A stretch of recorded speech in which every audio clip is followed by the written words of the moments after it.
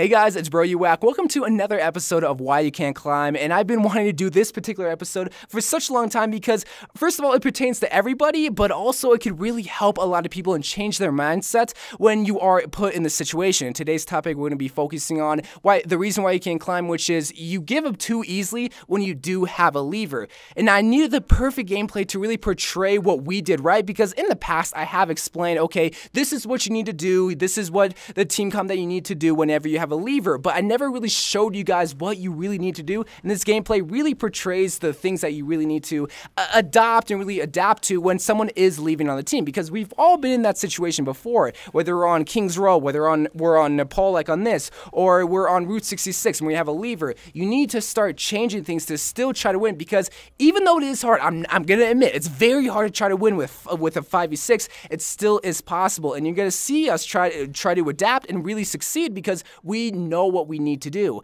Now, you're going to see here coming up in a quick second that one of our players does leave, because it is a 6v6 at this point, and we are up by 1. So we have momentum here, but someone does leave. Now, this player particularly just had internet disconnection. Now, that happens to everybody, but at this point, I'm starting to think, okay, what do we need to do? And I think that really does separate higher tier players from lower tier players, because if you're in the lower tier and you see you have a lever, what I see a lot of people do is just start giving up. Just start playing heroes they never played before, rather than changing the team comp to suit a 5v6, because if you solely relied on that one person to getting you to the win, that could be a big reason why you're not climbing, because you still have 5 players, and the biggest thing that you guys need to realize when you are in this situation, you just need 2 kills.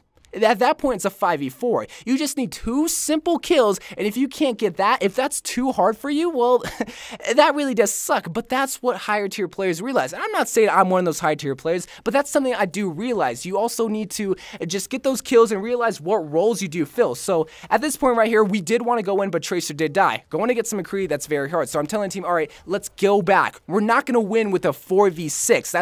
That's near impossible. Is it still possible? Yes, but it's a lot easier to try to win a team fight more specifically with a 5v6. So I'm telling the team, all right, let's wait for the Tracer, and then once we see that Tracer, let's go in. So there's the Tracer. I tell him, let's go in, and I pop my Lucio ult. At this point, I'm putting so much faith in my Tracer and Roadhog more specifically to be getting kills. And what do you know? The DPS did their role. That's what you need to realize when you insta-lock DPS, that if you're in this situation, that's your main job, just simply getting kills. But also, you have to think about other switches that you need to make to really suit the 5v6 situation, and really pick heroes that don't need heals. Luckily, we have a Zenyatta and Lucio. Now, me particularly, I didn't do the greatest in this game because, well, I'm commanding this whole entire family. That's no excuse, though. I should still be trying to get a lot more kills, but realize that you still maybe just need one more heal, but also need maybe self-sustaining heroes. I'm talking about a soldier, I'm talking about a Roadhog, or maybe even a Mei, but also try to get rid of that Mercy, because it's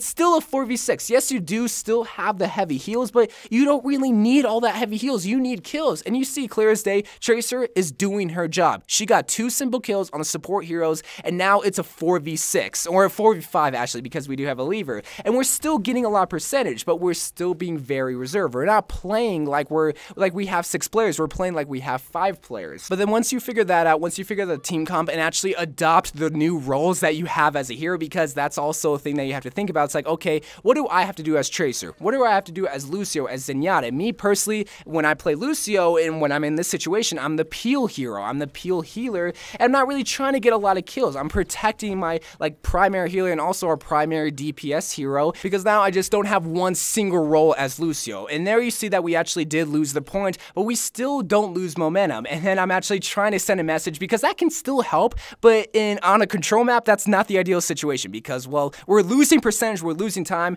and at this point, it's like, all right, F it, that guy's gone, we gotta try to win this game. So I'm telling the team, all right, if we have any ults to try to do it, there's the 2 simple kills that we needed. We go in with that. Yes, Mercy does res, but McCree also does get a kill. Now, one thing that I would have changed about this team comp, I would have changed the McCree for a soldier, but maybe this player loves to play McCree. Maybe that's just the case. But here, we're still not giving up. And I think that's just a big thing that you also have to adopt to, is that mindset. It's like, it's still possible. Just think to yourself, we can still win. We can still win. And not just automatically just giving up, because we could have just easily just left the game or just automatically just changed heroes. But no, we're still trying. And look at what happened. happened? DPS is going off, Zenyatta is going off. Now we're gonna get a Winston. I don't know why, but Tracer is pulling her weight because, well, hey, she's the DPS. Me, I know what I need to do. I need to just keep on the heal song because we need as much heals as possible, and I'm also trying to get as much percentage as possible too. Now you also might be thinking to yourself, oh bro, my DPS isn't as good as this Tracer. Then that's where you come in and actually play the hero that you're good with. I'm talking about a Reaper, I'm talking about a Soldier, I'm talking about game-changing heroes, because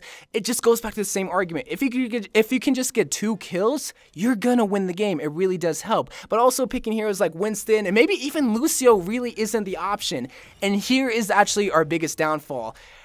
The same thing applies to them. If they get 2 kills, no reason why they shouldn't be able to take the points. But at this point, we knew we're the better team because we were able to fight back for a majority of the game with 5 people. We knew we could have easily won, and spoiler alert, we don't get the last point. We actually do lose the game. But it just goes to show, if you don't quit and you're actually skilled with the heroes that you pick, you can still win the game. So anyway, guys, hopefully this video does help. Hopefully it does show you the importance of not giving up. I love you guys. More of our videos come, and bye.